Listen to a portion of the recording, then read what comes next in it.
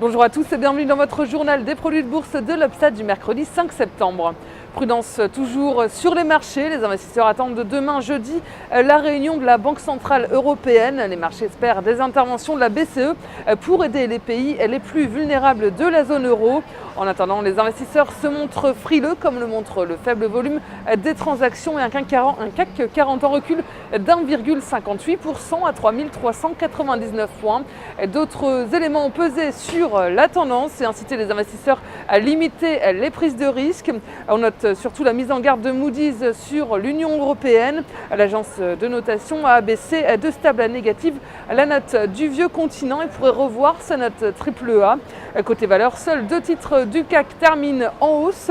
Pernod Ricard et Veolia Environnement qui gagnent respectivement 0,39 et 2,84%.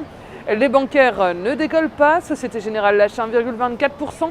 BNP Paribas 1,03% et Crédit Agricole est en recul de 0,78%. Les secteurs parapétroliers et automobiles sont également à la peine et outre-Atlantique, les marchés américains réouvraient leurs portes hier après avoir été fermés pour cause de Labor Day. Clôture mitigée donc avec un Dow Jones en recul de 0,42% et un Nasdaq en légère hausse de 0,26%. Plusieurs mauvaises nouvelles ont tiré les indices américains vers le bas. On a d'abord l'activité des industries manufacturières qui s'est contractée en août et ce pour le troisième mois d'affilée. Puis les dépenses de construction aux États-Unis affichent également leur plus fort recul en un an. Sur le marché des produits de bourse, les volumes sont stables avec plus de 18,6 millions d'euros échangés dans une séance de baisse. En ce qui concerne la répartition par type de produit, les certificats sont encore en baisse à 85% des échanges. Les varants par contre sont en hausse à 15%. Du côté des transactions, les certificats représentent 75% des échanges et les varants 25%.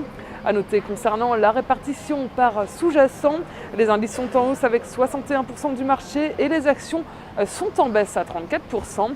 La répartition des transactions sur les varants nous dit que les indices représentent 51% du marché, les actions sont à 45%, le taux de change et les matières premières sont à 2%.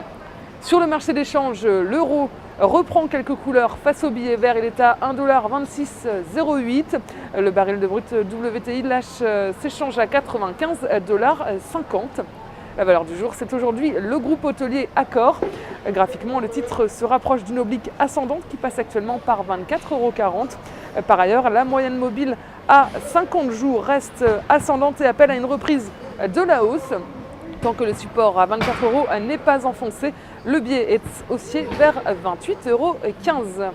La stratégie qui vous est proposée pour jouer cette valeur, c'est l'achat du Warrant Call Accor à 2515 T d'Unicredit au prix d'exercice de 25 € et d'échéance au 1er mars 2013. Voilà, c'est tout pour aujourd'hui. Bonne journée et à demain.